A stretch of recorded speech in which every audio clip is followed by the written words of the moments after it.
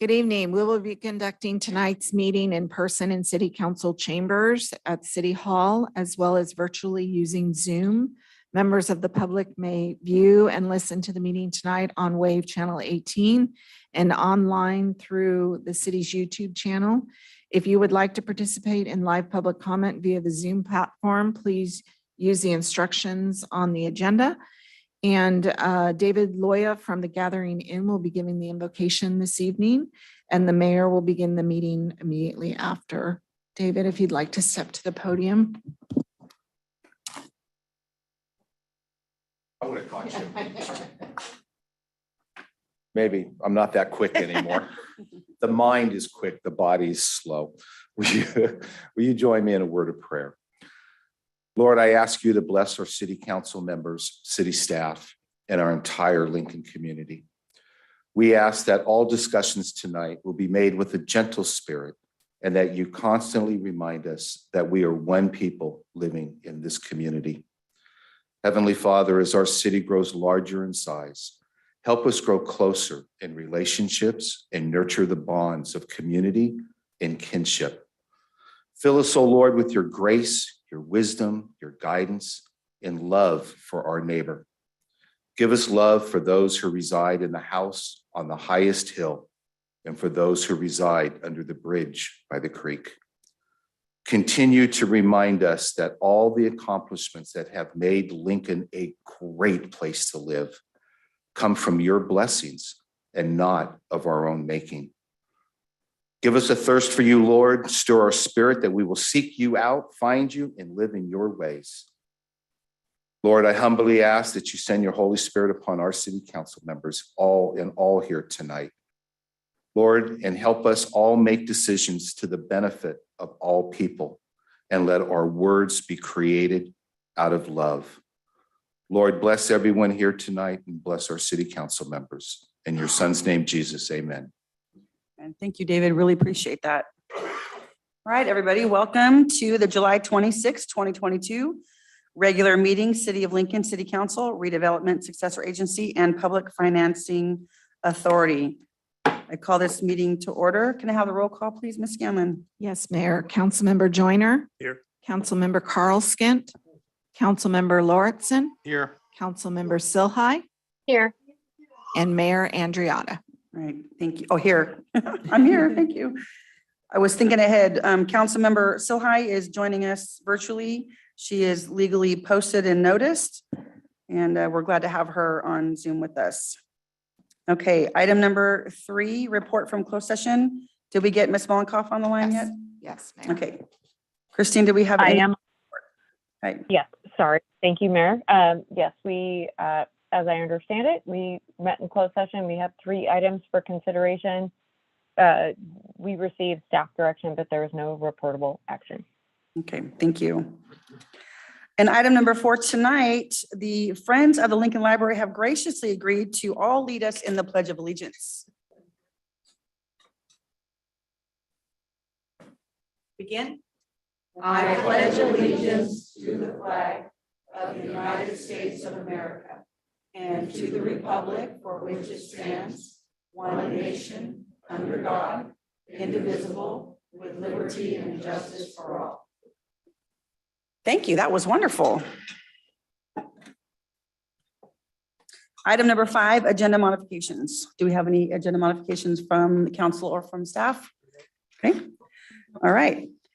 And that brings us to item number 6, presentations. 6A, we have a presentation for the McBean Lighting and Renovation Project plaque presentation to the United Auburn Indian Community and the Lincoln Potters. So I'm going to come over here.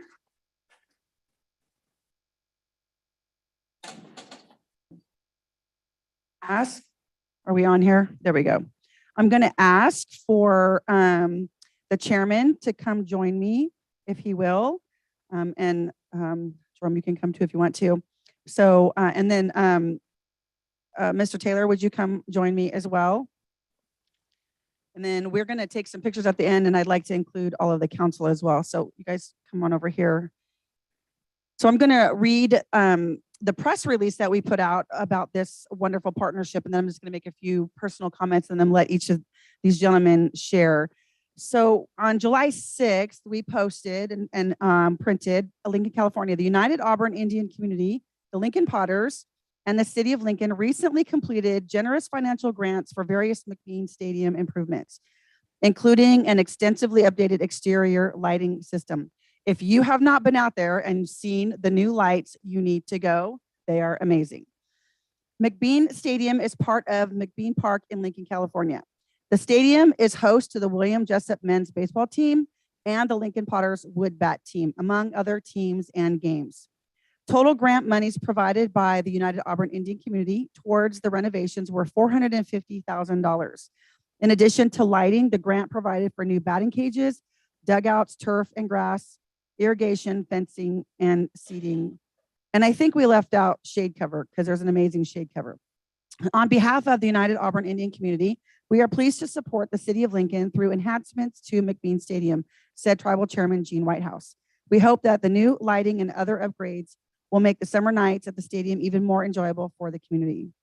The City of Lincoln values its important government-to-government relationship with the United Auburn Indian Community. The McBean Stadium lighting project would have been challenging and potentially infeasible without the tribe's generosity and commitment to the Lincoln community, said Mayor Holly Andreatta. We are grateful for this support and cherish our relationship. The Lincoln Potters is another notable donor who provided funds towards improving the historic McBean Stadium. Established in 1925, the stadium was founded by a group of Gladding McBean factory workers and was considered the league's best field. The Potters have a long history with McBean Stadium, so we are happy to help contribute toward these wonderful refurbishment, said Clifton Taylor, Lincoln Potters owner. The new lights shining upward to the sky are used to illuminate the bottom of the ball when it goes above the lighting curtain, allowing the outfielder to keep the ball in their sight and improving our players' experience. And then there was a link if you wanted to read more. And so this was our statement, and we could have gone on and on about this. I just want to say personally that I have said this to the chairman, to Mr. Encinas, to all of the key players with the tribe, that if the United Auburn Indian Community did not give Lincoln another dime ever, we would still cherish the relationship because we're neighbors, we're partners, and they have done so much for the community already. But if you haven't been out to the park, you should go. It's beautiful.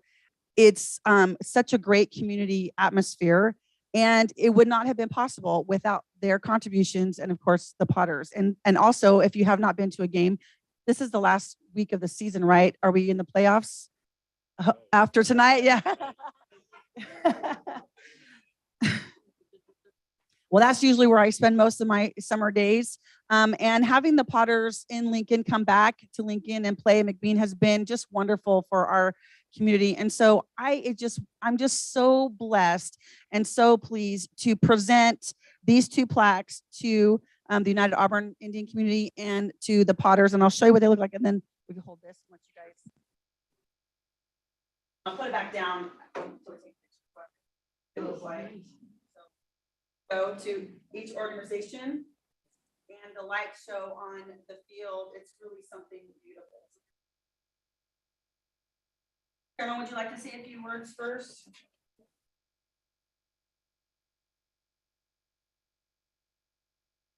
Good evening, everyone. My name is Gene Whitehouse. I'm tribal chairman for the United Auburn Indian Community. I am pleased to accept this plaque on behalf of my tribe and thank you for this token of recognition. The United Auburn Indian Community values our relationship with the City of Lincoln, and we are pleased to support the community through these renovations made to McBean Park. We hope that this new lighting system and other upgrades will be enjoyed by both players and by spectators. McBean Stadium is a special place in which the spirit of community and competition is celebrated, and we are happy to make this contribution. Again, on behalf of the United Auburn Indian Community, I want to thank you, and we look forward to seeing everyone out in the stadium real soon. Thank you.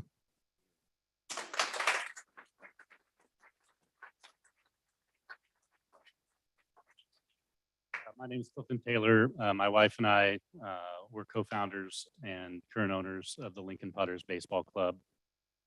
We can't thank the United Auburn Indian community enough for their investment in the facility at McBean. The response from our fans, from the shade structures, from the new lights has just been incredible. Jessup's not here, but they were prevented from playing night games before because they didn't have NCAA compliant lighting, and now they are going to be able to host night games there. Should be great for their program.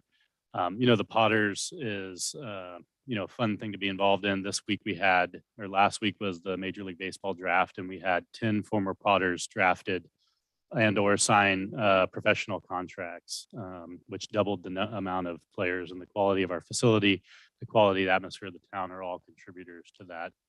I can't thank the city council enough for their support, both at games and through the license of the field to us.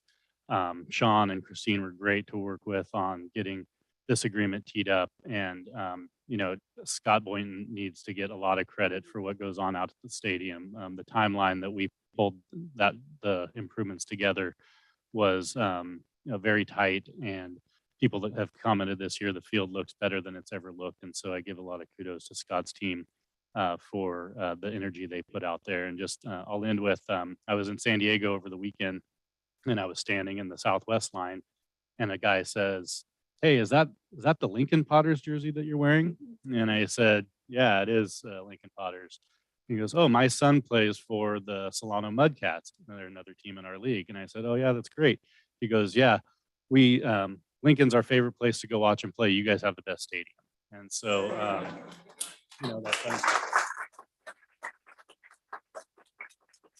I love that. I did want to say thank you to Scott as well.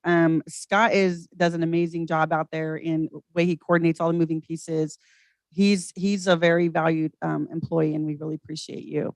So I just want to say again how grateful on behalf of the City Council and the City of Lincoln, we are so very grateful for the relationship and for your contributions and for the Potters. So let me give you the plaques, and then we're going to move over a little bit, and I'd like the council to come over, and we're going to take some pictures.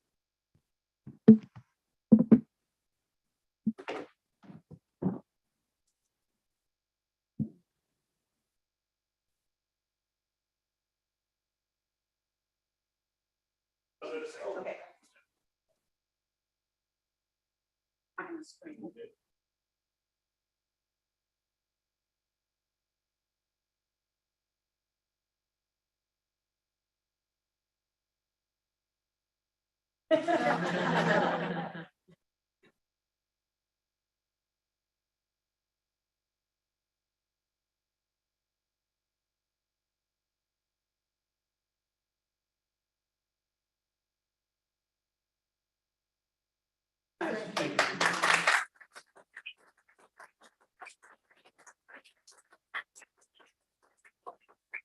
We got to win tonight. We got to win.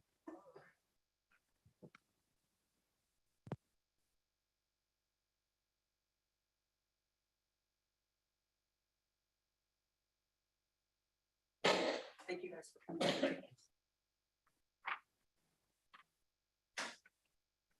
Those are the type of things that make this job fun. Love it. All right. And then item 6B, the Friends of the Lincoln Library have a presentation of a check and a program update. So Gloria, please come to the podium if you'd like to, or all of you together. Well, Holly, the presenters are going to be Okay. Eklund. Okay, wonderful. Okay. And then we'll take pictures with you guys too. So, yeah. Well, that's a hard act to follow, but the Friends will do our best. Thank you for including us on the agenda this evening. I'm Linda DeRozier. I'm the Community Outreach Director, and I'm joined by my friend and colleague, Whitney Eklund, who is our Hospitality Director and the Co-Director of Social Media. In the audience tonight, in obvious blue, are the other members of the Friends of the Lincoln Library Board. I'd like to have them stand and be recognized. Wonderful. Thank you. Not standing, of course, is our former president, Mary Nader, who will never be forgotten and always thanked. Since the Friends were founded in 1986, we have had the mission to support and to promote the Lincoln Public Library. During the city's most recent fiscal year, we provided $58,000 in library services. This represents 7% of the total funds expended for library services during that year. When the library has a need, we do our best to provide the extra funds to make it happen. Many resources and programs would not be available without the financial support provided by the Friends. I like to think of us as an ATM. When the library staff comes up with a great idea that's not in the budget, they come to the ATM, also known as Friends of Lincoln Library. So what do? We work with the library to expand offered resources. We purchase large print books, audiobooks, and magazine subscriptions. This past year, we provided gap funding for the Zip Book program. We expand the library subscription for Hoopla and provide other digital resources. We support the library's homework center and provide online tutoring with an annual subscription to BrainFuse Help Now. We work with the library to forge connections with children in our community. Read Across Lincoln is the library's new annual initiative to introduce every first grader in Lincoln area to the library.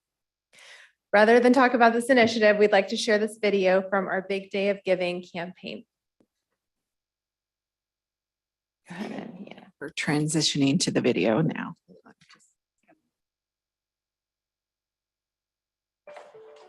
2022 is the kickoff year of our Read Across Lincoln program, which aims to bring our whole community together around books and literacy. This year, our goal was to put a copy of Kat Zhang's Amy Wu and the Patchwork Dragon in the hands of every first grader in Lincoln.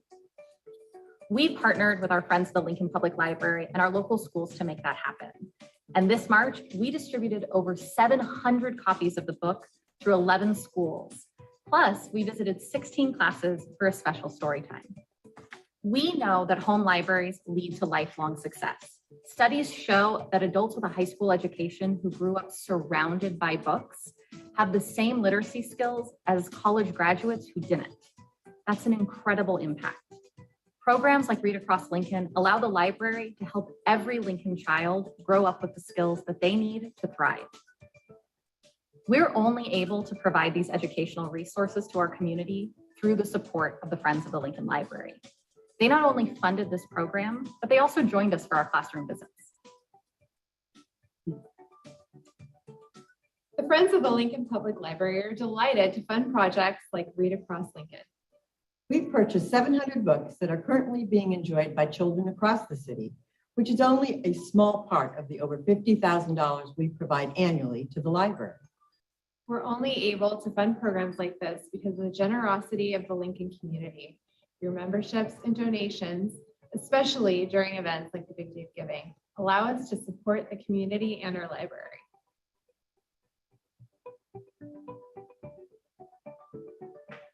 Guess what? You all are going to take home your very own copy of this book, and it gets to stay with you forever. It does not have to go back to the library.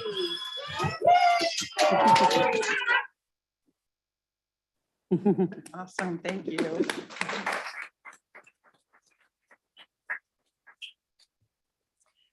We provide new books for giveaways during other library programs and events such as Summer Reading, Battle of the Books, and Dino Member.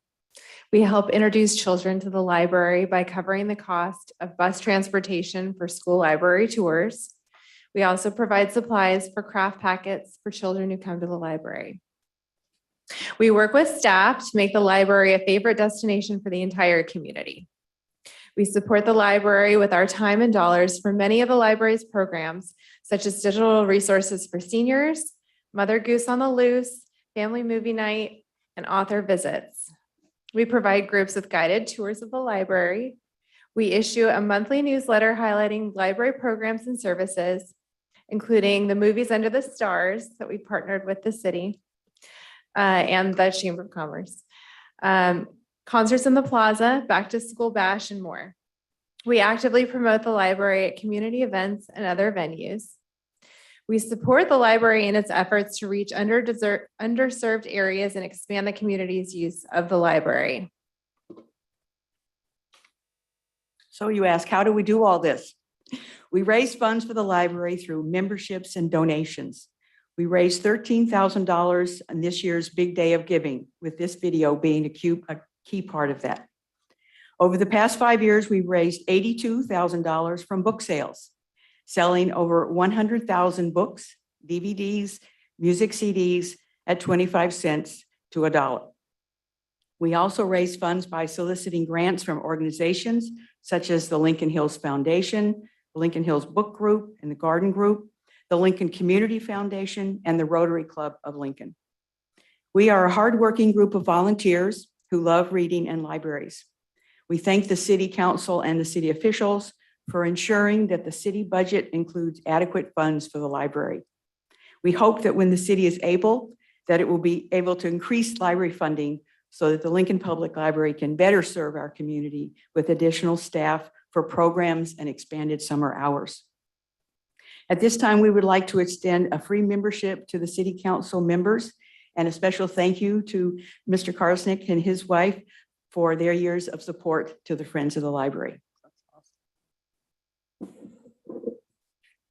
Now we would like to present a check to the city for $5,000 for the library staff time dedicated to the Mother Goose on the Loose program and family movie night. We are pleased that Mother Goose on the Loose has returned to the library and look forward to the return of family movie night. Thank you very much. So we're going to come take pictures, and I'm just going to speak here so I don't have to carry the microphone. So you said that's a hard act to follow, following what we just did. But I want to say I disagree with you. Your presentation and what you do may not be as flashy as that, but you have been consistent, hardworking, diligent, and always there. And we are very, very grateful for the Friends of Lincoln Library. So thank you very, very much for your hard work, your years of dedication, all of the money that you have raised. We couldn't do it without you, and we're very grateful. So thank you very much. And we'll come over and take pictures.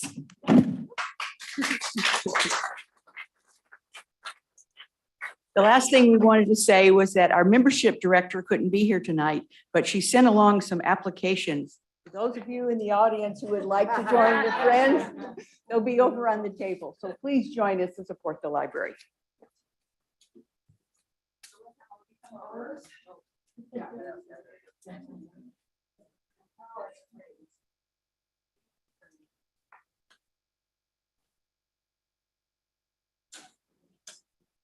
Mary, come be in a picture, Mary. Thank you.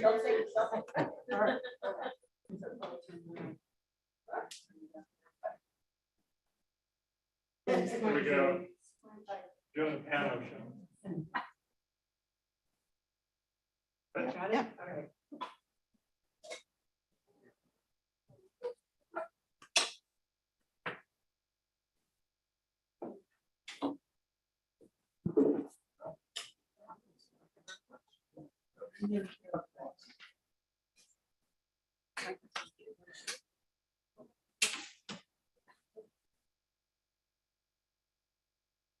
Oh, Nita's here. Give it to Nita. There you go. There you go. Break out her stamps right now. Yeah. Okay, super fun. All right. We will move on to item number 7, public comment on non-agenda items. So anybody would like to make a comment that's something that's not on the agenda? And I do have one speaker card for us before we go to the audience or to Zoom. Trevor Calder.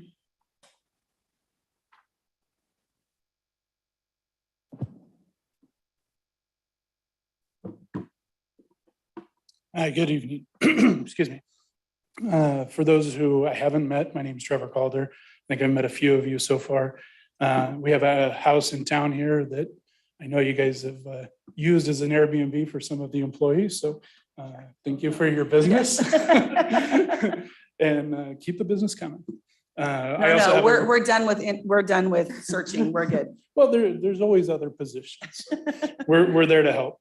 But my wife and I reside in a ranch just outside of town as well, about 3 miles north of town. First, I'd like to thank all of you guys for what you do. I'm sure you don't hear that enough, but it is really important and really appreciate the time you guys dedicate to this. I reached out to most of you, I think all of you, over the last 6 months. I'm running for NID Division 4 Director, which covers part of downtown, part of Sun City, and north rural Lincoln, Newcastle, that area. And I would just love to hear your guys' thoughts about a renewed and collaborative relationship with whoever ends up being the NID director. Between the city and NID, there's a myriad of challenges, and my 2 properties kind of straddle that line where the 2 worlds are colliding, and would be more than happy to sit down with each and every one of you and make sure that we have a collaborative, productive relationship. That was it. Thank you. Great. Thank you, Trevor. Appreciate that. All right. Is there anybody on Zoom who would like to make a public comment, not on the agenda? Yes, Mayor, we do have one hand raised. Byron Chapman, please go ahead.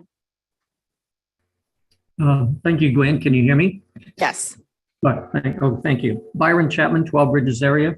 I too would like to make a comment that my wife and I have been here over a decade.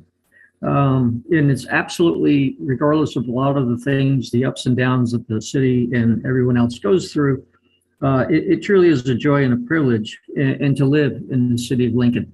The 2 examples that we just experienced, for example, there are other cities that literally don't have that kind of planning and trying to make things happen for the public as a whole, and certainly not to rely on simply the city government in order to do that. So with that, once again, the 2 presentations were absolutely terrific. All of us here in Lincoln definitely appreciate all the time and effort that you put into it with your funding as well as your interest. So with that, I have one little joke for the group, and I'll lay it out for you, and it's definitely equal for everybody. What do you call when you mix an elephant with a fish? I Okay. have no idea. Time Mr. is- Chapman. Okay, time is up. And I only do this because it has been extremely warm, and that is that you get a pair of swimming trunks. So that ends my little presentation. Hope that brings a smile to your face. And again, thank you very much, Mayor. You are indeed doing a terrific job. Thank you very much. Thank you, Mr. Chapman. Anybody else on Zoom? Gwen? Mayor, I don't see any other hands. Okay, anybody in the council chambers wishing to make a comment on a non-agenda item? Okay, seeing none, we'll move on to item number 8, consent. All matters on the consent agenda are considered routine business and will be enacted by one motion. There will be no separate discussion of these items unless a member of the city council or resident requests a specific item be removed from the consent agenda for separate action. Any items removed will be considered after the remainder of the consent agenda. Do any of my colleagues wish to remove an item from the consent agenda? No, okay. Anybody from the public wish to remove an item from consent? Anybody Mayor, from Zoom? I don't see any hands on Zoom or in the chambers. Okay, then I will be happy to receive a motion to approve item 8, the consent agenda. I move approval of the consent agenda. Second. Okay, roll call, please. Yes, Councilmember Carlskit. Yes. Councilmember Joyner. Yes. Councilmember Lauritsen. Yes. Councilmember Silhai. Yes. And Mayor Andriotta. Yes. Okay, thank you. All right. Item number 9, public hearings. 9A, waive full reading and introduce by title only ordinance 1049B of the City of Lincoln, amending Lincoln Municipal Code Section 2.16.050, 7 related to the city manager's powers, and repeal and reenact Chapter 3.24 contracts and purchasing and Chapters 3.26 public projects subject to the Public Contract Code. And Anita Racker is going to be giving this presentation. Thank you. Good evening, Madam Mayor and member of council. As the mayor just alluded to. This is the first reading of an ordinance that would amend section 2.16.0507 of the municipal code and repeal and reenact chapters 3.24 and 3.26. Just a little brief history, the chapters 3.24 and 3.26 were originally enacted in 1988 and have been revised several times, with the last revision occurring in 2018. However, I'm sorry, 2019. However, on reviewing and having worked with these ordinances for the past few years, city staff felt that it was time to revise and revamp them to bring them closer to an overarching policy document, as opposed to a document that includes detailed day-to-day practices of the city. There are extensive revisions, as you can see from the redlined copy included in your packet. There are some significant items that the council might find more of interest than others. For example, one of the items indicates that in 3.24.040, that once this ordinance would be passed, that we would no longer bring before the council on the agenda the list of contracts or warrants, but that instead that information will be posted on the website. We've included this in this ordinance and in the interest of transparency, including these items on the agenda while it does come before the public every council meeting. If a member of the public would want to go back and research a warrant or look for a past contract approval, it becomes harder to find that information having to go through agenda after agenda after agenda. And we felt that it was more transparent and easier for staff, or I'm sorry, easier for the community to have all that information in one place on the website. And as we move towards, streamlining the financial reporting from the finance department to the public, we believe this is just the next step. The other thing of interest is that we are increasing the approval limits for the city manager from the current 35,000 to 100,000. This 100,000 is a fairly common approval limit, and it is still well below the limit that the Federal Acquisition and Regulation, or FAR, sets as their threshold. The threshold for the FAR is 250,000. Now, given that we're a local government agency and a small to medium-sized city, we felt that $100,000 limit was adequate without asking for the entire 250,000 as allowable under the federal regs. Nita, I'm sorry, what did you say it is now? What's the limit now? 35,000. That's what I thought. Okay, thank you. And then chapter 3.26 has been revised to incorporate sections of actions related to public projects that were included in 3.24, kind of putting all that information in one location under that public projects chapter of 3.26. I am happy to answer any questions if the council have them. Thank you. Any questions from the council? I don't have any either. Okay, all right, let's go out for public comment. Any comments or questions from the public? Anybody on Zoom? Mayor, I don't have any hands raised on Zoom, and I don't see any in chamber. Okay, we'll bring it back to the chamber. I have no questions either. I think that's all very reasonable changes. Just a thought about Yeah, that. Yeah, go right. to open the public hearing at some point. Oh, I'm sorry, it is a public hearing. Thank you. Okay. All right, let's back up a little bit. Okay, open public hearing.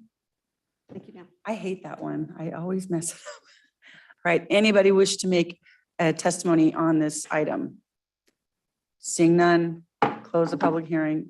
Councilmember Joyner. you have Just thought. a passing thought. I've been on the council for 14 years. I did battle for the first year and a half over the warrants, And I primarily just want to because clarify, it's a I have no questions either. I think that's all very reasonable changes. just a thought about Yeah, go right. Open the Oh, we got Harry back. it is a public hearing. I'm sorry. it is a Thank you. public hearing. Okay, go ahead. I'm afraid to go ahead. Yeah. I was doing battle over the warrants because in reality, they'd already been paid. They were being brought to the council and the council was being asked to approve them. But they've been paid. We were Correct. effectively ratifying something after the fact. And as a result of that, my first, I guess, hill that I was willing to die on was I voted no for a year and a half on the warrants because it didn't matter.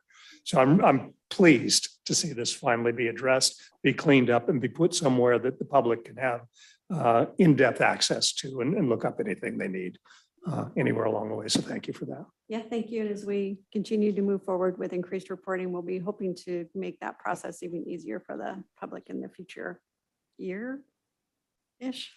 Okay. Great, thank you. I think what that was just now was Christine was trying to get online to correct me and tell me that it was a public hearing. Good And point. it was feedback on her end. So that's what that was. So thank you. Mayor? Yeah, really. Yes. Mayor, Oh, I have a question. I'm sorry, Councilmember Silhai, go ahead. I just wanted real quick and like it doesn't need to be like a super comprehensive answer, but I would like just a quick reasoning for why we are increasing the purchasing power of the city manager outside of council approval, because that's a huge increase from 35,000 to 100,000. I think it would be useful both for me and maybe for the public just to hear why that is reasonable and necessary and helpful to city business.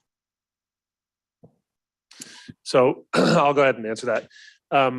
When there's a number of reasons. First and foremost, Lincoln is of a size at this point that a bill over $100,000 or an unanticipated expense that's urgent over $100,000 is something that happens fairly regularly here now. And to be clear, if we were ever in a position where there was something urgent that I absolutely had to do for the health and safety, we would simply do it and deal with the consequences after. But I prefer to have it written in policy so that since I'm the authority, I don't have to make that call in real time. But the more practical answer is that I was sharing with another council member the other day that when I first started, I sat down and signed invoices for about an hour and a half because the signing authority, not only just mine, but a number of the other staff was at such a level that everything was, I was signing invoices in some cases that I had no ability to even really fully review without staff assistance because of where it's at. So we feel that just given the size of Lincoln's budget, I believe our current total budget this year, Anita's all funds included, was $168 million or something in Around there. ballpark. That $100,000 authority is actually fairly pedestrian, and it still keeps us at a level where it's not something that people would be concerned that we're overspending in certain accounts. And separate of that, what I also would just say is, from my perspective as city manager, is I'm never going to approve something that we don't already have generally budgeted for, or we can't make work within our budget, because when you approve that each and every year, that's sort of the confines under which we live. And if we're going to deviate from that, then it comes to you, whether it's $1 or $100,000. So hopefully that answers your question. Councilmember Silhai, did you have anything else? Okay, That was very helpful. okay, thank you. I actually was thinking about this last time I went to the gas station and realized that essentially what he was signing for at $35,000, that same item's now $100,000. So we haven't really increased it. Yes. It's true. So I'm fine with it. Yeah, so for what it's worth, it used to be higher. And I think it was approaching 100,000, not slightly higher than that.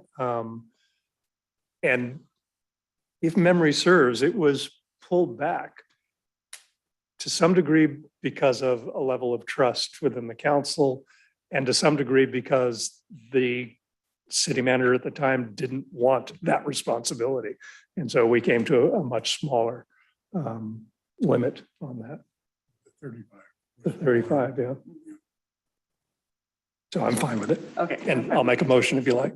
Yep, I'd like to, the motion, and it's like, Motion to approve the item. Second. roll call, please. Yes, Councilmember Joyner, Yes. Councilmember Lauritsen, Yes. Councilmember Carl Skint, Yes.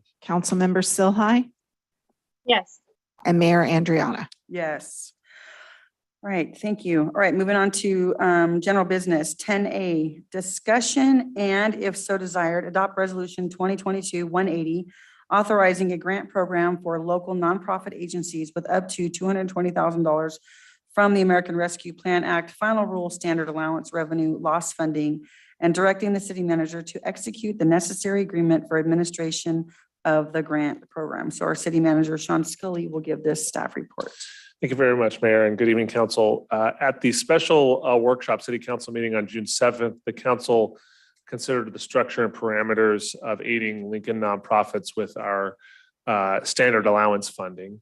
And it was done under the discussion that a similar program was recently completed in partnership with the Lincoln Chamber of Commerce to support and aid the Lincoln business community. As such, council discussed essentially splitting nonprofit funding into two separate buckets. One bucket would be for local nonprofits to provide direct financial assistance, as is similar with a grant program, direct financial assistance to those local nonprofits. And the other would be funding directly issued through an RFP process aimed at addressing mental health wellness within the community. And as I mentioned, we're last meeting, I think we were working on developing that RFP and some partnerships, and we'll be bringing that forward for council feedback as well at I believe the August 9th meeting. So this program was actually fairly simple to set up because we already had the bones of it created, and most of it we could mirror from the program that the chamber helped design.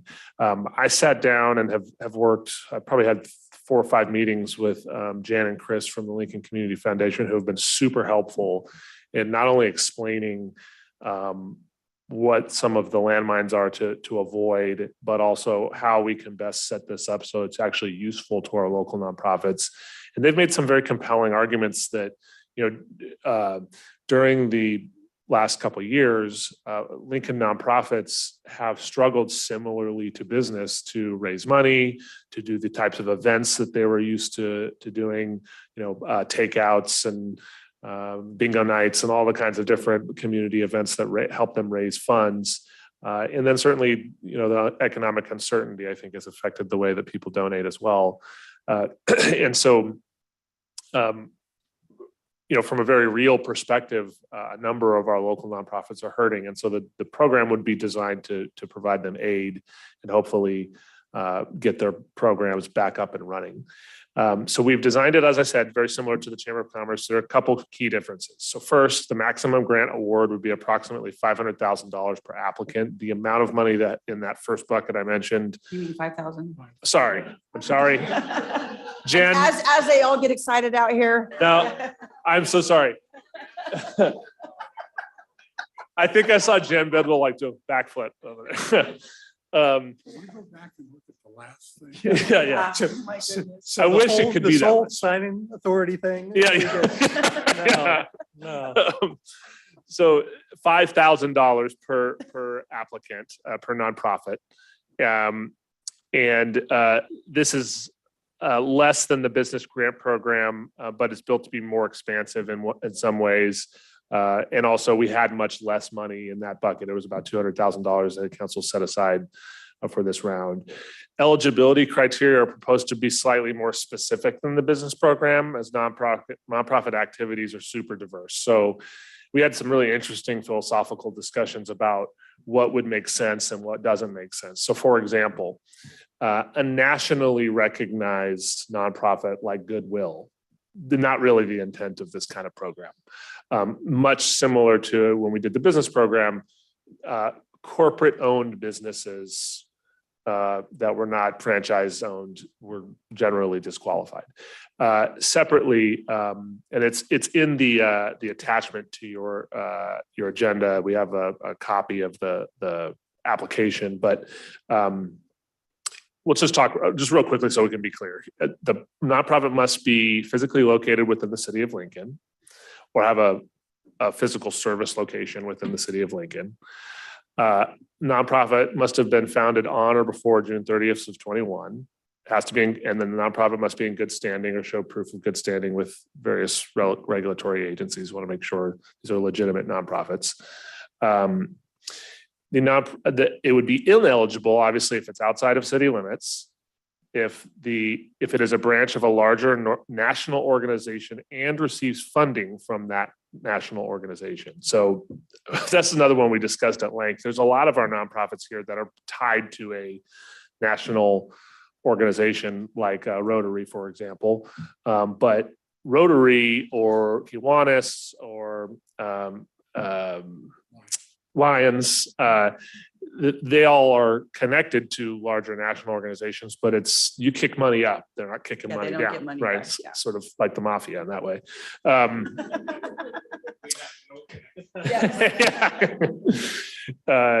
The nonprofit didn't, obviously, if the nonprofit wasn't able to represent that this suffered any significant losses during the pandemic, then that's not, it wouldn't be qualified here. And we obviously wouldn't be appropriate if the nonprofit was primarily engaged in political or lobbying activities.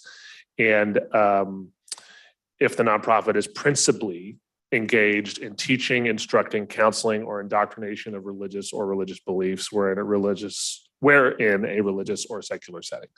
So we discussed that one quite a bit too, because at first it was very easy for us to say, well, okay, no religious institutions at all. And then we got thinking about it a little more specifically and said, well, sometimes there are arms of religious institutions that are just truly nonprofits that provide a direct service. And so they should be able to be considered. So that's really it. Aside from that, you can see that the application is just about as simple as the last round. And we are proposing to, within the resolution, to give the city manager the authority to set up an agreement with the Lincoln Community Foundation to do an administration of the program. They'll do a couple of application seminars and a bunch of outreach, and we'll hopefully get a really great turnout.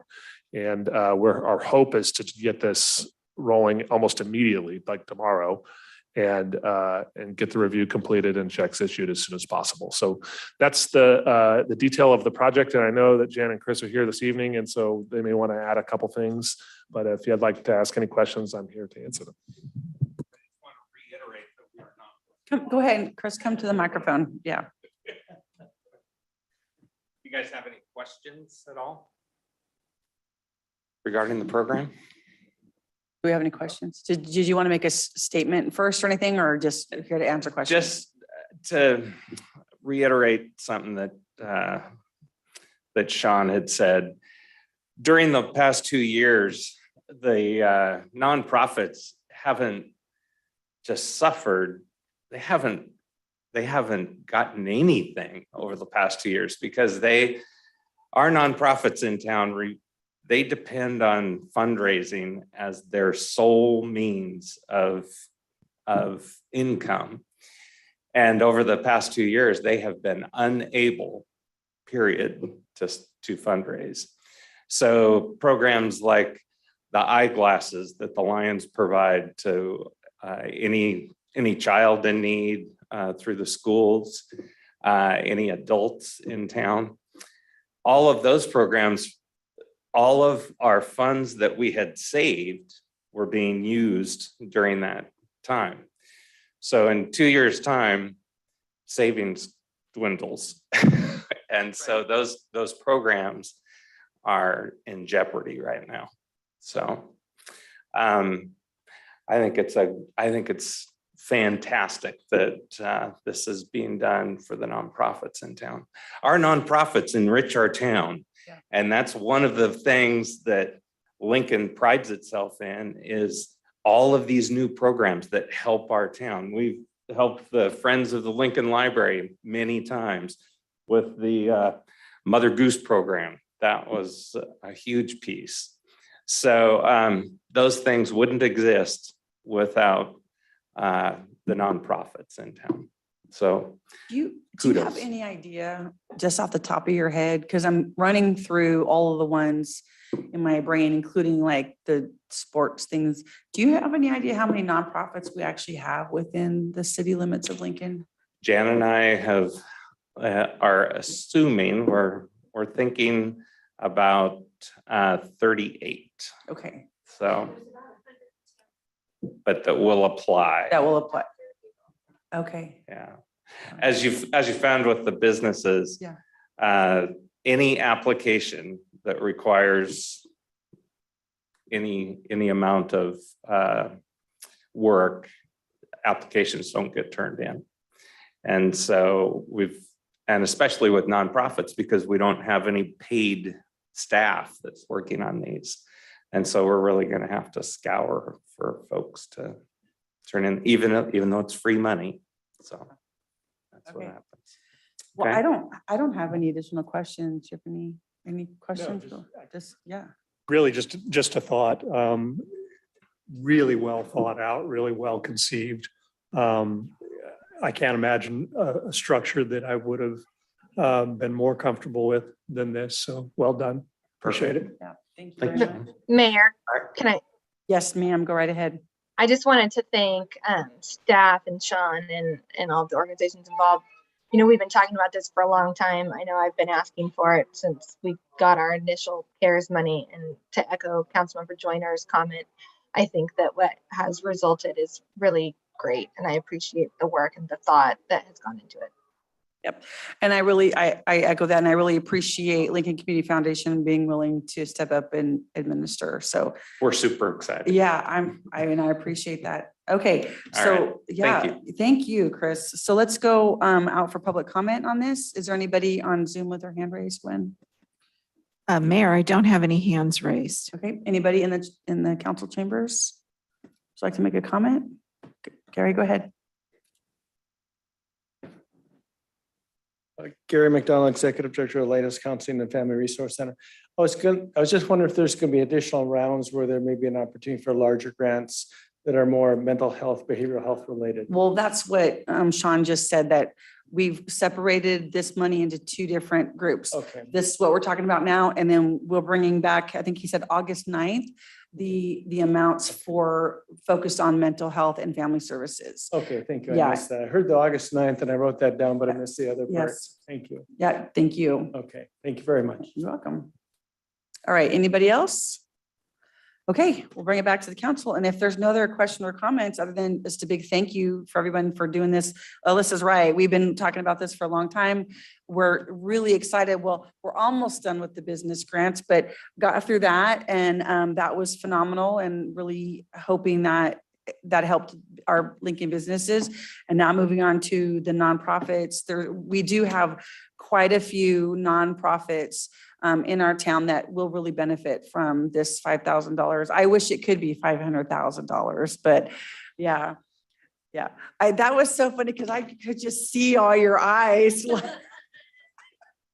All right, so I'll take a motion to approve. Ours too, by the way. Like, wait, what? Yeah.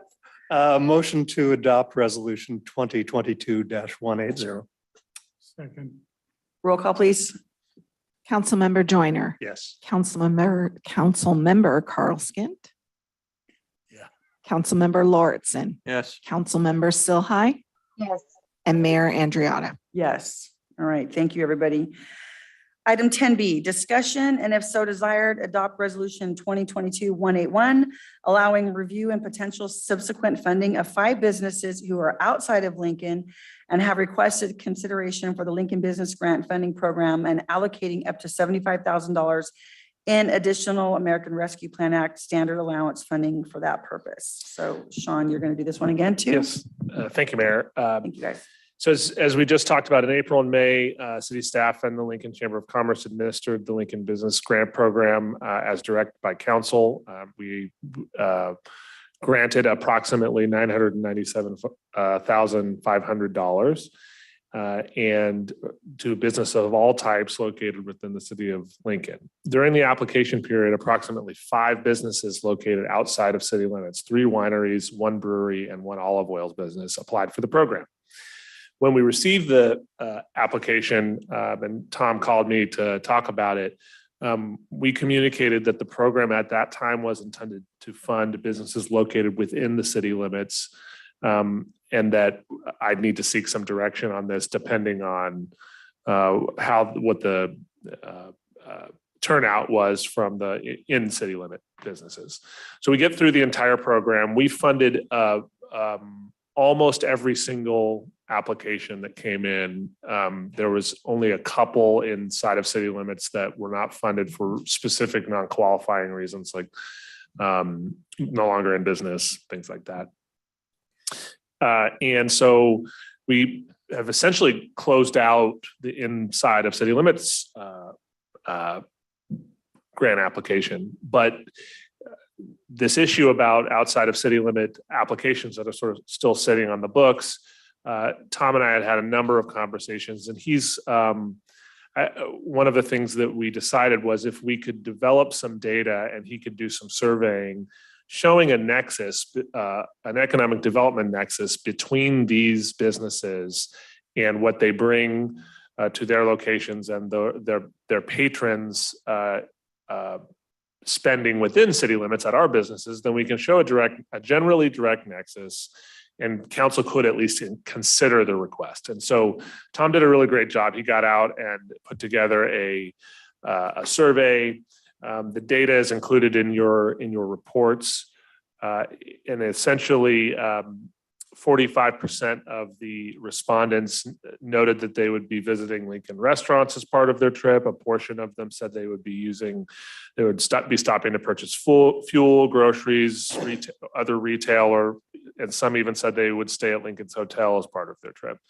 The amount spent varied, or estimated that they would spend within the city between about $100 and $250.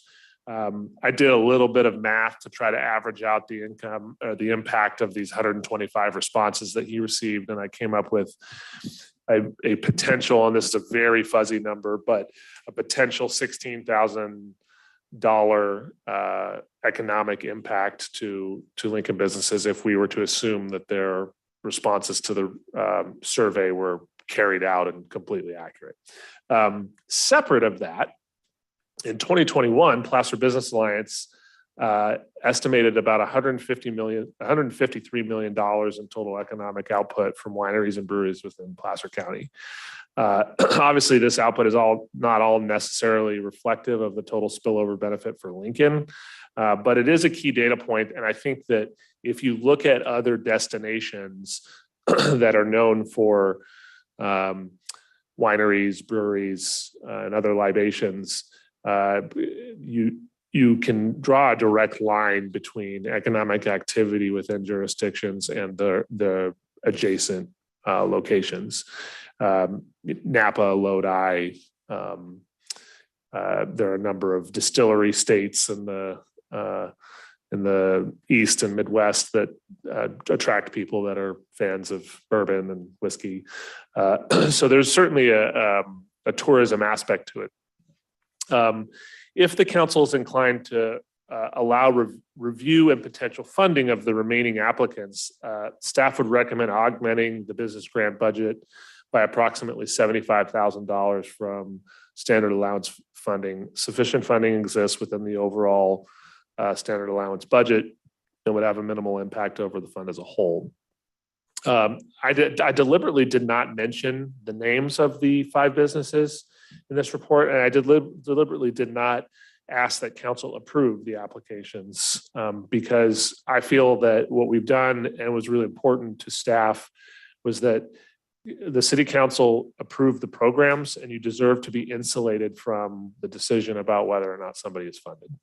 And so, Tom, if you'd like to, can certainly mention the names of those businesses. I would say generally that, and if members of the public or the media would like to know, we're happy to share them. It's not a secret, but for the purposes of this decision, I'd really like the city council to be making a philosophical decision about whether it makes sense to make this allowance. And so, and one last thing, there was a question brought up, I think by Councilmember Silhai at maybe it was at a meeting we had. Nita and I have looked into the issue about whether or not we think that the standard allowance funding rules would allow outside of jurisdiction funding. And we feel very comfortable that if an economic development impact nexus is made, then those funds can be used in that way. So, and Tom, sorry. I personally would not I would prefer not to know Yeah. the names of the business. I mean, we make the decision based on whether this is the right program or not, rather than cloud it with whether you know whether you like that wine or not. So. Well, it's easy for me because I don't drink wine, but I think the idea is, you know, they contribute to the community. So Tom, I know you had a card, but go. Oh, yes. I was just gonna say, I echo what Councilman McCroskin just said. I think that it would be a lot cleaner, and I like the idea of us just discussing it on the merits versus on the details. Yep, I agree. Tom, go ahead. Yeah, so I just, I agree too. I was gonna give out the names, but what I wanted to talk about was what they do for our community. You know, Lincoln, the Wine Fest, I mean, that wouldn't happen without the wineries, breweries. Lincoln Showcase is coming up in September. That wouldn't happen because, you know, a third of those vendors there are from the wine trail. So, and not only that, they provide wholesale wine sales to the local restaurants and sometimes below wholesale, some of the wineries. So they do contribute a lot. And I talked to most of you in private about this. And I know they're a mile or two outside of town, but they, you know, it's one of the things I really work on is a tourism aspect. And I want to get people here to Lincoln, give them a reason to come to Lincoln and shop and go to restaurants. And rather than parade a bunch of restaurant owners and wineries here tonight, I had quite a few that said, well, I'll go and say that, you know, I get a lot of business from the wineries, especially Bonaroti's. But I just wanted to let you know that we've put a lot of thought into this, and I really truly feel that they do benefit Lincoln quite a bit. And I did meet with the chairman of the Board of Supervisors 2 months ago, and Mr. Gustafson, we talked about, you know, with the new tranche of money that the county received, just like with you guys with the ARPA funds.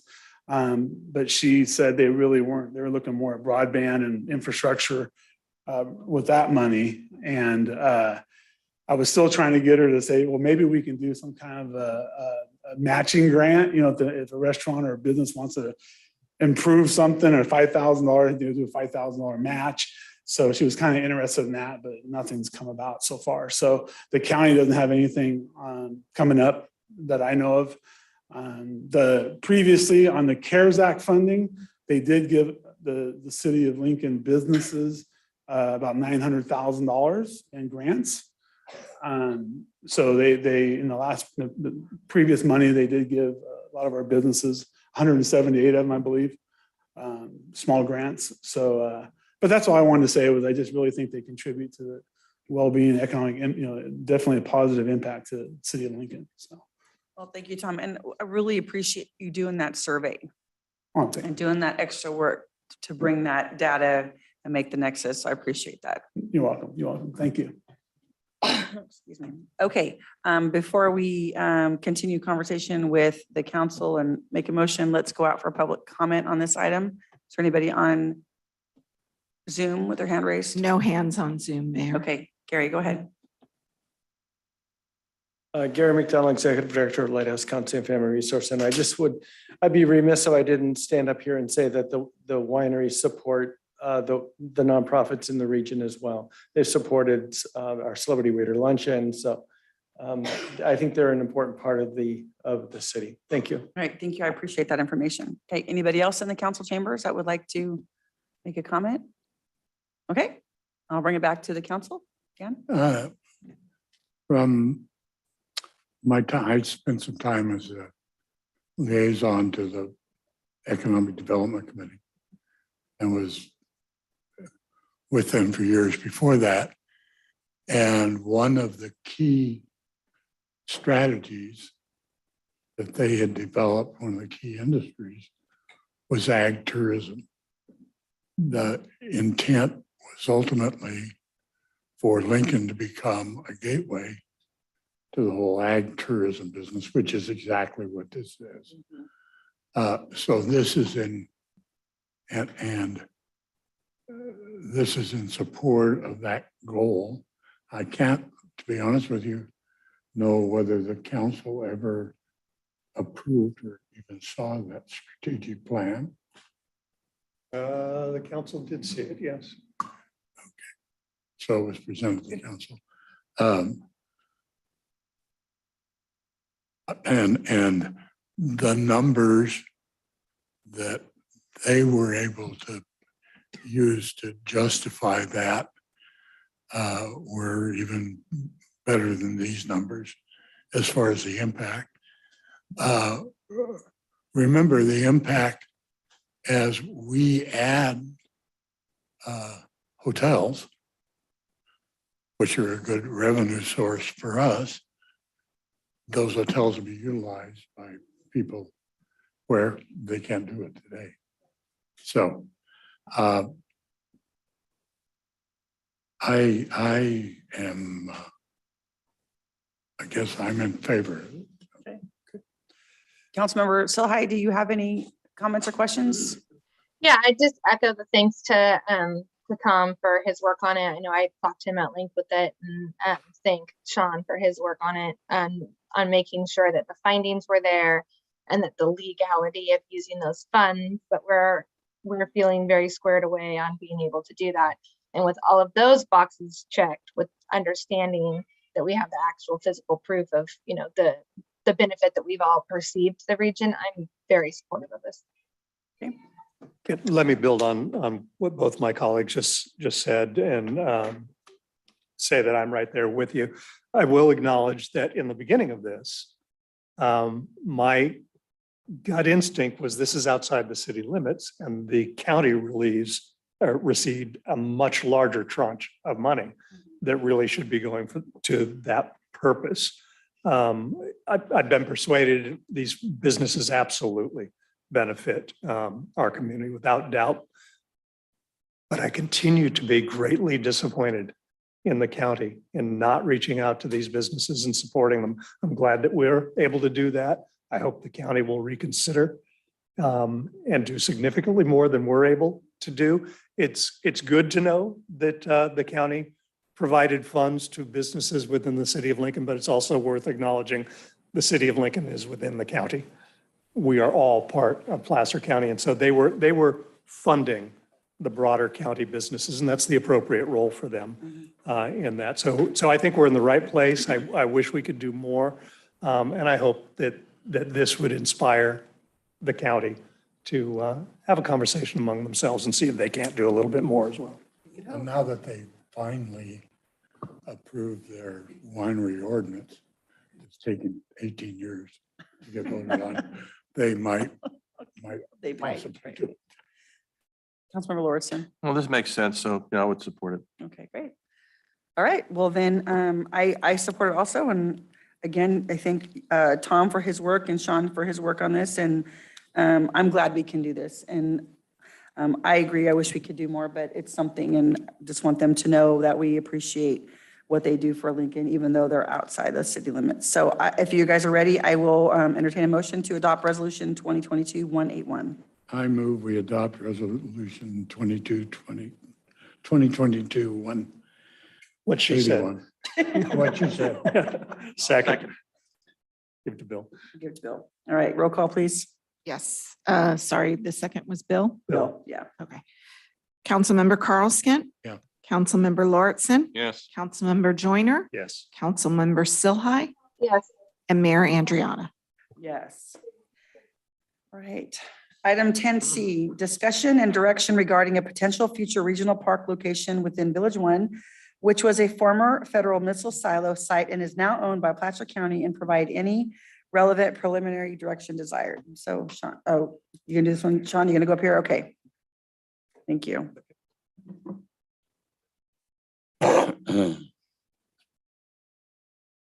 Work.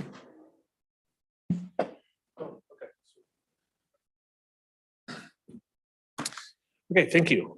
Last one for me, then I don't have to speak anymore. So this is a workshop item. I'm a big believer that when there's an important decision that requires a little bit of analysis that's been abandoned or put aside for some time, that it's not helpful to the city council or the community to just plop it right back in front of you and ask for a decision without re-explaining and getting into some of the detail and letting you have some opportunity to marinate on it. And so that's why this is a direction item versus a decision item. But in broad strokes, here's what it's about. There's a property that's located off of Oak Tree Lane that in 1962 was developed by the U.S. Department of Defense into a Titan A-1A missile facility that was associated with Beale Air Force Base. It was one of many that was built associated with the Air Force Base during the Cold War. And 3 years later, in 1965, it was subsequently acquired by, it was decommissioned, excuse me, and then it was subsequently acquired by Placer County in 1968. It was used and is used for a corporation yard and a fueling area. Eventually, the fuel tanks were removed by the county. However, portions of the corp yard are still in operation by Placer County to this very day. Additionally, a shooting and trap range were used on site until about 1999 by, I believe, clubs and the Placer County sheriffs. I'll come back to that in a moment. The size of the property, and we can take a quick look here. There's a general site. Let's see if there's a better, there we go. That's a better map. The size of the property is 46 acres. 10.5 acres of that are used by County Department of Public Works roads and for their corp yard material storage. And 31 acres is the former county gun range and 3 U.S. Air Force silo structures. Back about 4 or 5 years ago, the city and county had begun the process of negotiating a property transfer agreement in anticipation of the Village One development. Shortly thereafter, negotiations were discontinued. And I'm told by folks that were here at the time, there was some dispute generally over the nature of the cleanup, the nature of the contamination on site, and until there was more clarity related to that, the city at least decided to cut off discussions. More recently, we've restarted discussions, and there's a few reasons for that. First off, both Village One, both north and south of Highway 193, have begun to enter various stages of development, and they're starting to move much more quickly. This site is critically important as it relates to the regional park for Village One.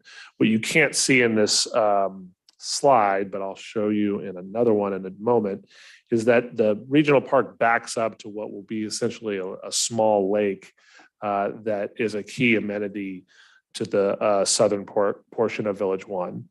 As it relates to the contaminants, there were a variety of different contaminants that had been evaluated and tested for on the primary portion of the site. At this point, the only contaminant that remains that's of concern from an ongoing perspective and from a remediation perspective is the lead that was as a result of the gun range. So there's a decision point related to that. And I'm going to get to that in just a moment, but I'm going to show you a couple other things here real quickly because I just want the community and council to understand. This is one picture of one of the missile sites. We actually think it's kind of neat. There's an interesting way we think we could incorporate this into a future park, either from a historical perspective or from an amenity perspective. This is what the site sort of looks like underground. If you go out and take a look at it, you would never know that any of that existed. There's essentially just 3 concrete structures that poke just barely out of the ground. And underneath that, there are these tunnels and tubes that go to various, and those are all flooded at this time. But I'd like to joke with people that it kind of looks like the set of Stranger Things or like a horror show, like when you see it. So this is the portion of the site where the gun range is. And you can actually, when we toured it with some of our county colleagues, you can actually walk out there and see where there's still some remnant munitions on the ground. And just so that folks understand what had been previously thought through there, This is a conceptual design of the regional park. And, obviously it wouldn't include all of those amenities, but at the time, this is one of the designs that would put it into Village One. So you see a variety of sports fields, and I think there's even a pool, basketball, all types of different amenities in an open play area. And they even kind of incorporated in the missile silos into the project too. And then you see the regional lake to the north of there, which is going to connect via a trail system. So now that we're moving forward in that area, it is appropriate for the city, at least in my opinion, to move forward with acquisition discussions. The specific decision point that we may not get to tonight, but it may just require more due diligence requested by City Council. But this is a start to the discussion. Is that there are a variety of options as it relates to the remediation of the lead contamination. They relate to basically a core decision of whether or not to remediate to commercial standards, which is a lower threshold, or residential standards, which is slightly more expensive. But the real decision point as it relates to price is whether or not to dispose of the initial layer of dirt where most of this contamination is located, clean it on site and cap it with a parking lot, for example, or to remove the dirt altogether and have it trucked off site to an EPA landfill. And the difference in cost for that is roughly $1.5 million more. And the county has indicated generally that they would commit to cleaning up and finding to commercial standards and leaving it on site. That if we wanted a higher level of remediation, that the city would need to come up with an opportunity to fund the difference. And those are very preliminary discussions, so it could materialize in a different way, but I'm just kind of giving you an idea about where we're at. And it's important that we get to some sort of direction this evening, because the county has been working very hard with the Regional Water Quality Control Board on a draft remedial action plan, which is they're supposed to provide some type of update on what their selected alternative is by August 15th. And so we have some work to do between now and then. And so that sort of in a nutshell is the totality of the discussion. The funding mechanism for the acquisition of parkland is built into the Village One fees and financing plan. So it's really not so much a financial decision, except for the component of remediation. And I fully acknowledge that you're going to want to deep dive into what that means. I've asked county staff to be here tonight. Some of them can address some of that. But what we're really looking for this evening is to reinitiate fully into this acquisition agreement and get whatever due diligence we need to get done to make this deal happen in the short term. And so that's the report. And we have a number of my county colleagues back there. And so I'm sure if you have any questions for them, or if I messed up anything in my report, you can come and correct me.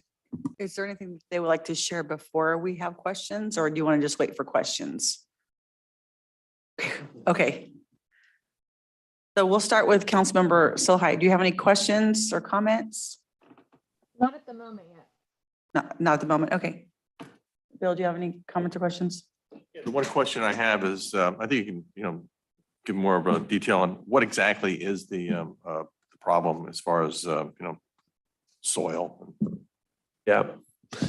So my understanding, based on speaking with county staff and reading through some of the literature they sent me, is it's really related to, these days when a range is installed or created, there are a variety of barriers that are typically put in the ground to make sure that you're collecting the lead. And that was not the case Um, No concrete surface, this is just soil. Correct. And So the bullets are going into the soil. yeah, in the berm, there's a lot of the lead that's in the berm, but really the skeet range is where you see the most of it because you have scatter shot that is all over the ski range. And so it would require a certified contractor to come in and literally clean that out.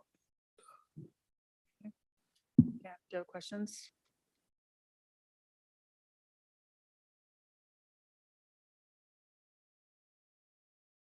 I just want to make sure I understand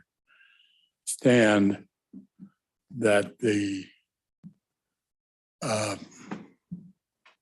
plume of water contamination that was ostensibly caused by the site is not part of these discussions at all, since it has moved from the site and is very stable right now. Is that true? I think that's generally accurate, but if one of you might want to just come up for one quick moment. They're back there drawing straws.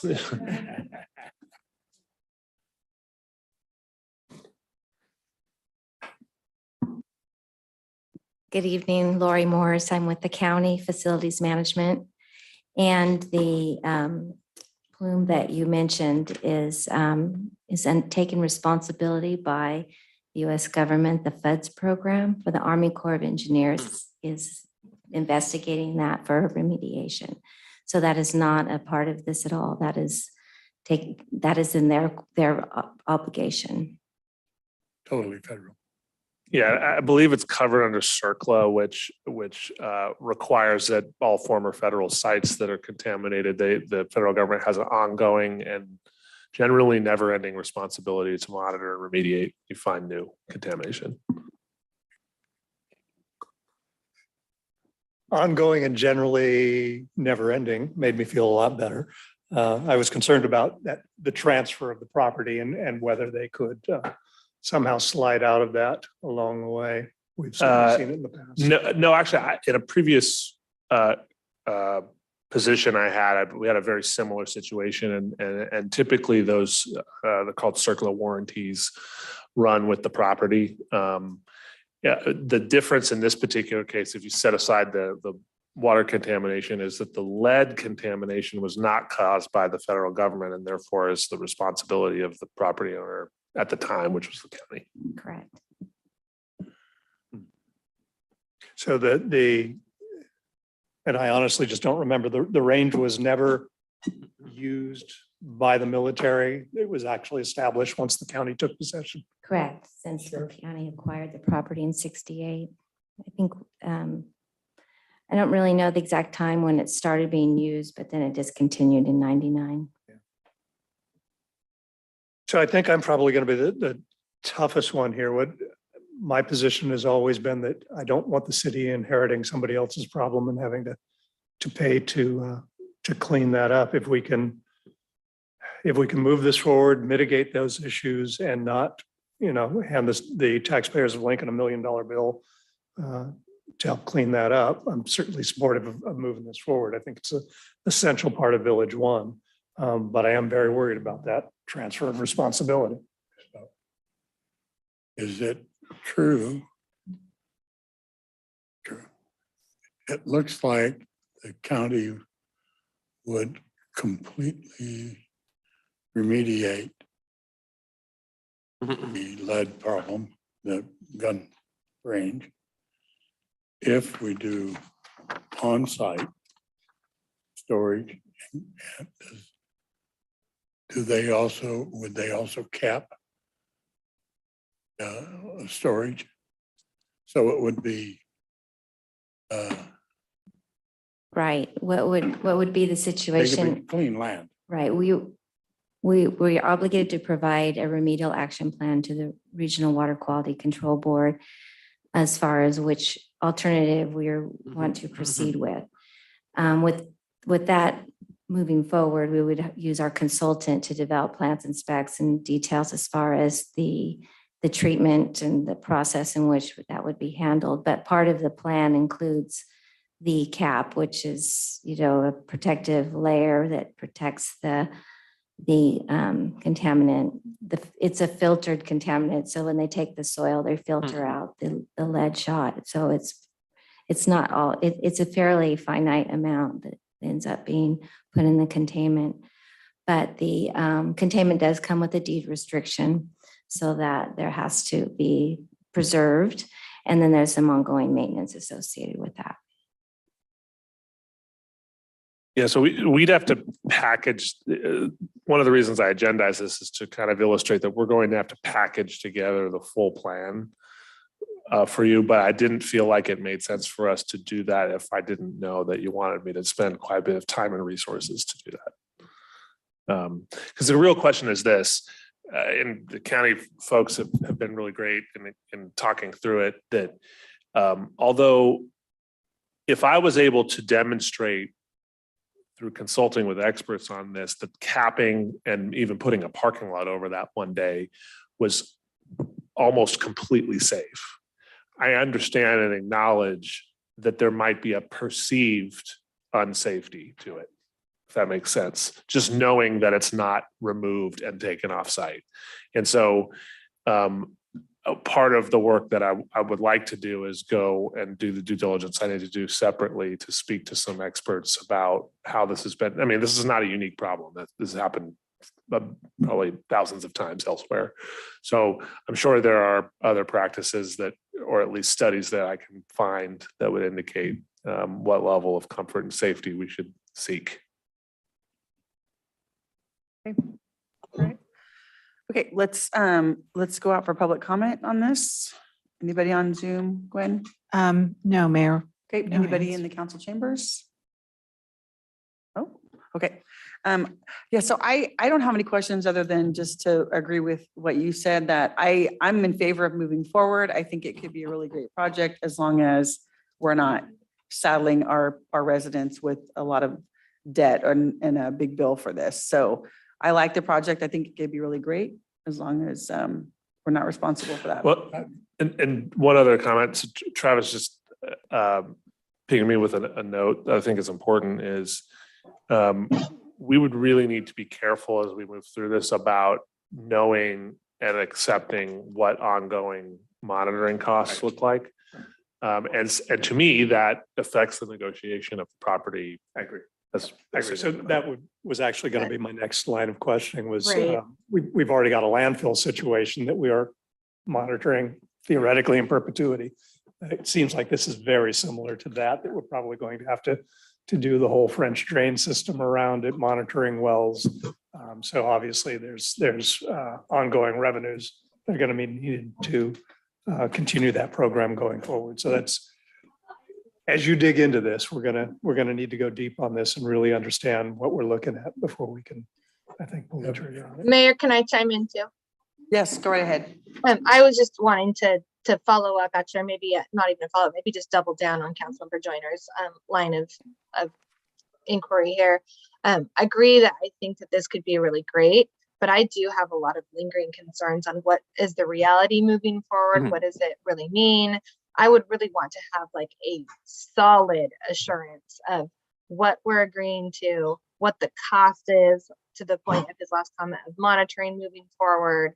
And to be, I mean, I know you can't remember, maybe be 100% sure, but to be as sure as possible that we aren't then agreeing to a transfer of property and liability that's going to end up saddling the city with a bad choice and a big hefty, price tag. So I appreciate you're asking all of the right questions.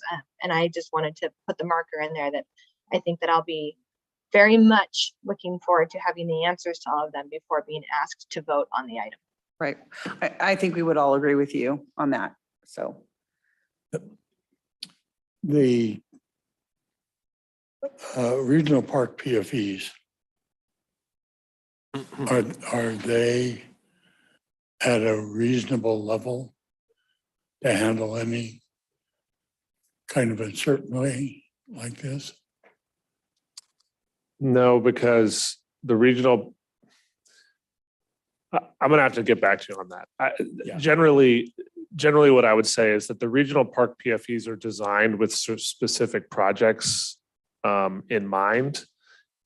And it is likely that some of them include amenities that could exist on this site or acquisition of portions of it. But I would be very surprised if the PFEs had thought through monitoring or do you know, Travis? I highly doubt it, right? Oh, but that site's been identified since the original specific plan. I would say that And it's they PFE knew- eligible. Go ahead. I would say that it's likely PFE eligible for the initial capital expenditure, but traditionally it'd be out of the CFD for the ongoing maintenance, reporting, MMRP compliance. So that'd be outside of your PFE eligible expenses. Bill, go ahead. I just have one last question. I'm looking at the infrastructure, the underground infrastructure that you see here. I'm sure it's been sealed. Okay. Okay. Sort of, yes. Sort of, yes. What assurances do you have that this wouldn't become an attractive nuisance for people in the future to actually explore that? I have no assurances. In fact, I think that unless a part of the development of that site would be that we would have to literally have, you know, probably Travis or a consultant, an engineer of some type, you know, design us specific methods to make sure that no one could ever get in there. Because I can tell you, we walked by an area that was had bars across it, but I mean, I could have jumped over it when I was 12 years old and hopped down into the system, and we don't want that. So I did jump over it. when I was 12 years old. So we could go entirely the opposite direction, by the way, and turn the entire thing into an indoor diving facility. And if you want tourism, there's a path. Yeah, to your point, it would have to be completely secured, Who would pay? not enterable by anyone ever again. Who would pay for that? We'd have to build it into the design of the park. That's part of all of the exploration of. That could be a problem though. Yeah. Mhm. Yeah, I mean, honestly, it's a fright. I think there's as much opportunity as there is risk. That's the best way to put it. Right. Okay. So are we all in agreement that we're supportive of moving forward as long as we get the information and we know exactly what we're getting into before we finally agree? Okay? Okay, awesome. Thank you for being here. Thanks for coming. Appreciate you sitting through our whole meeting just for that little bit. Yeah, thank you so much. Okay. Item 10D, receive an introduction and discuss the installation and use of fixed location automated license plate reader cameras in the city of Lincoln. Just making sure I got my words there. And Chief Alves is going to give us a presentation on this. Thank you, Chief.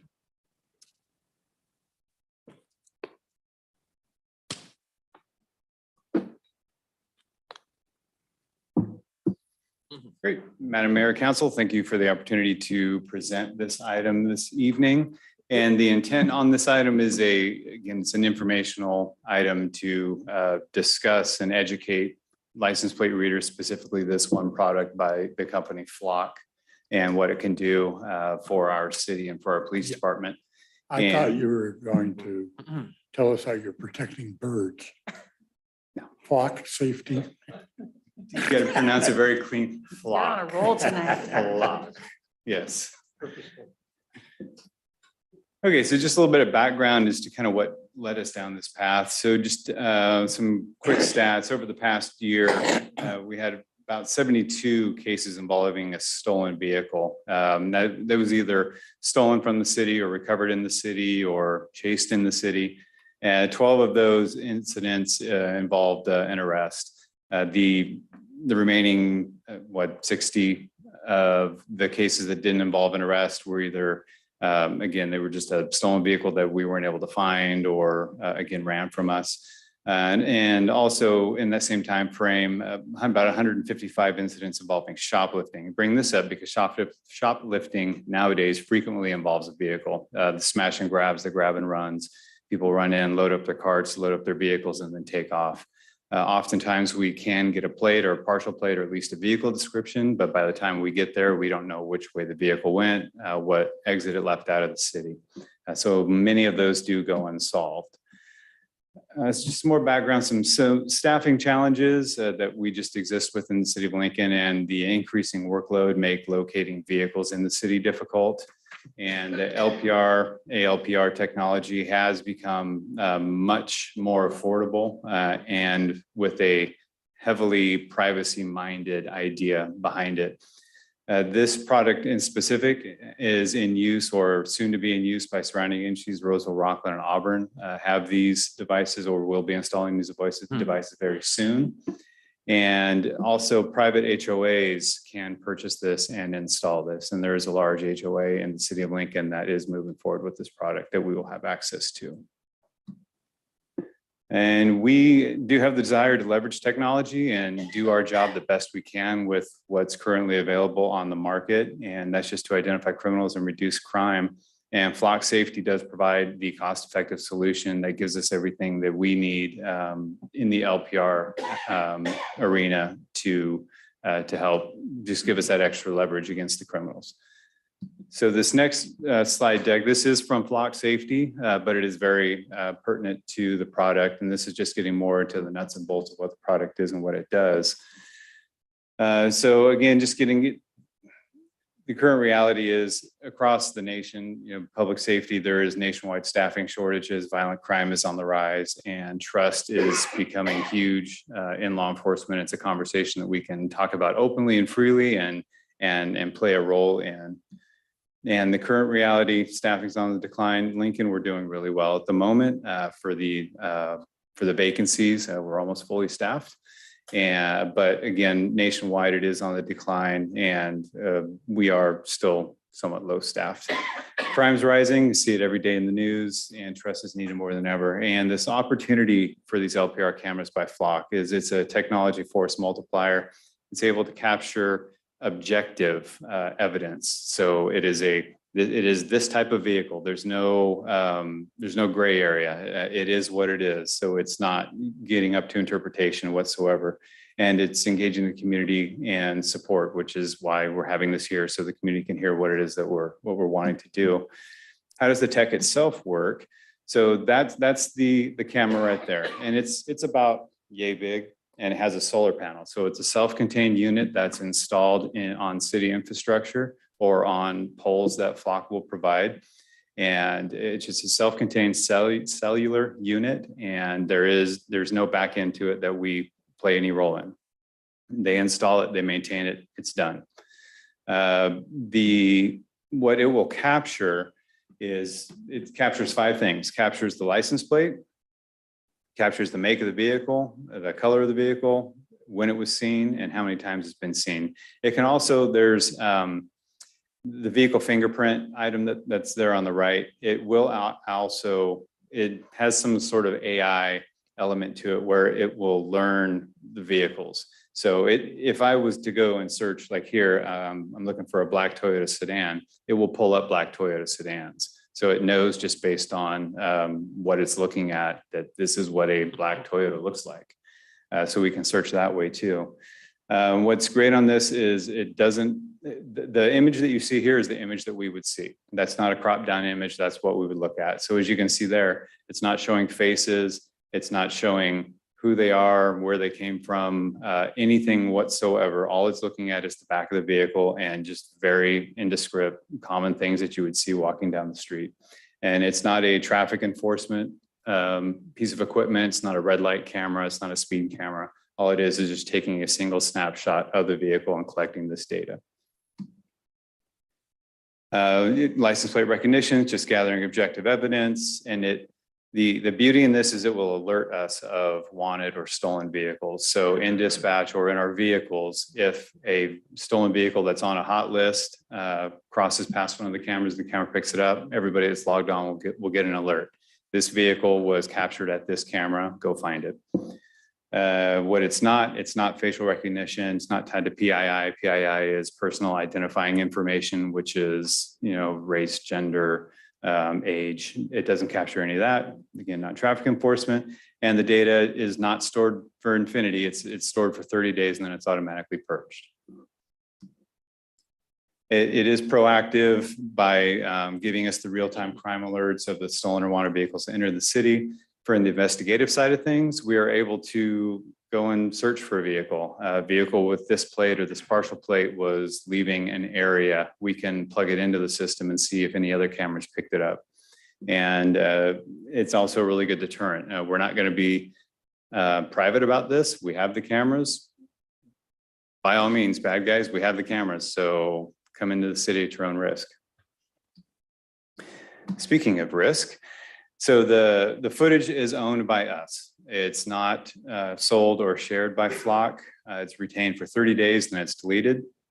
And that short retention ensures that that it just can't be misused. You can't capture historical data on people. It's just that short snapshot in time that we have to be able to search it. And 30 days is pretty good because typically you're going to know these crimes happen well within that 30-day window. It's going to take the human bias out of it by just collecting that objective data. It's all the data is stored on the AWS, the Amazon Web Service Government Cloud, and which is just as good as anything we're using here at the city. And it's encrypted on both ends. If we do a search, we need to put in a reason why we're doing a search, and that is not just investigation. We're talking, you need to put in the case number, you need to put in an incident number, and then the reason why you're searching for that vehicle. Again, not facial recognition, it's not predictive policing. It doesn't have any of those algorithms telling you that a crime is going to happen in this area. It's not giving you hotspots, anything like that. And the transparency, it's not connected to registration data. So it's not connected to DMV. So it's not querying the state DMV system. It's not connected to Carfax. We're not pulling that data. We're not sharing that data. So it's our data and it stays here. And the yep. Yes. On the short retention period, you do have a question. Do you have the ability to pull a particular citing off to use in a court case? Yeah, so you can save the data on, just like our body worn cameras, you can select do not purge this, but everything else is getting purged. Yes, so it can be retained for court. That last item on that last slide was the transparency portal, and this is something they offer that we would want to do. And it's a link that we would have on our website where it will tell the public, and it's a bit hard to see, but for example, this is Vallejo PD's transparency portal. And just on the left side, it's telling you what's detected. And it's just saying license plates and vehicles, what's not detected, facial recognition, people, gender, race, the acceptable use policy, how we can't use it. And in here it says immigration enforcement, traffic enforcement, harassment, intimidation, the access policies, the hot list policies. It tells how long we retain, how many cameras we own, any other agencies that we share our data with. That's a big part of this, is sharing your data with the other agencies. Any hot lists that we subscribe to. So California SVS, which is stolen vehicle system, that's what lets us know that a stolen vehicle came in. So at least once a day, there's an upload from, there is a connection to DOJ, to the state, but it's only for that stolen vehicle hot list. So it's just a list of plates, that's all it is. No other information is on that. And then it'll also say how many vehicles we detected in the last 30 days, how many hits, hot list stolen hits that we had, and then how many searches that our staff has done in the last 30 days. And then there's also our complete policy for the LPRs will be available on this, which our entire policy is also available on our website anyway, but we just give them the direct pointer to this one policy here. And just a couple case studies. This one was out of Georgia. So it was a stranger abduction of this child, and at 12:33 p.m. they issued the Amber Alert. The search was conducted. They got a vehicle hit on the vehicle at 2:30, found the vehicle at 5:03, and then the child was returned at 6 p.m. And that was done by using Flock cameras. And just some more smash and grabs, finding the vehicles in cities. This was out of San Bruno. Another one out of Santa Clara, carjacking of a couple. And then Piedmont, this was a vehicle that came into the city, was hit on a hot list, found the vehicle, and they found replica firearms and marijuana in the vehicle.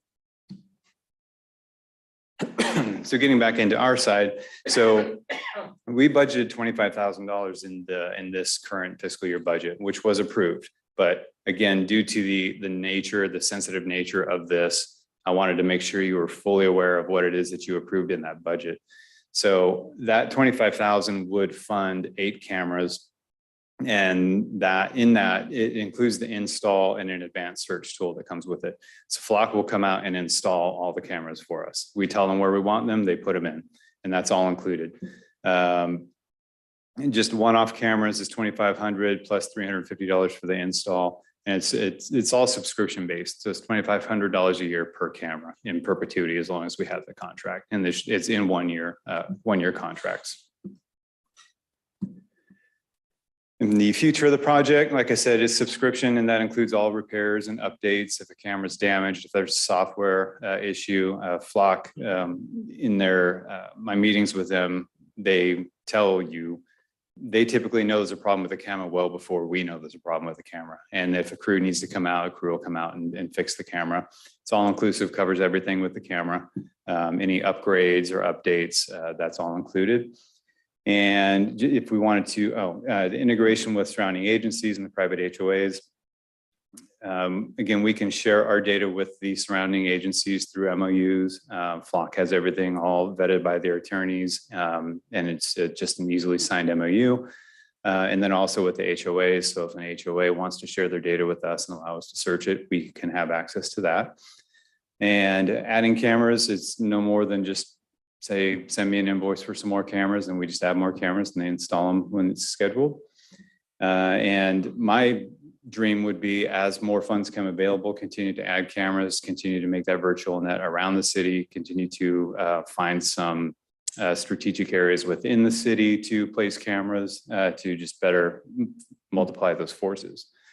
And our policy has been updated. Our last LPR policy was mainly designed for vehicle installed LPRs, but it's been updated for the fixed location. And with that, I welcome any questions or comments. Also available via Zoom, I have Hector from Flock who can answer any technical questions that I may not know the answer to. Oh, thank you, Chief. That was really informative. So my question is, when you install it at a certain location, so it just takes a snapshot of every license plate as it goes through that street or that intersection or whatever? Correct. Okay.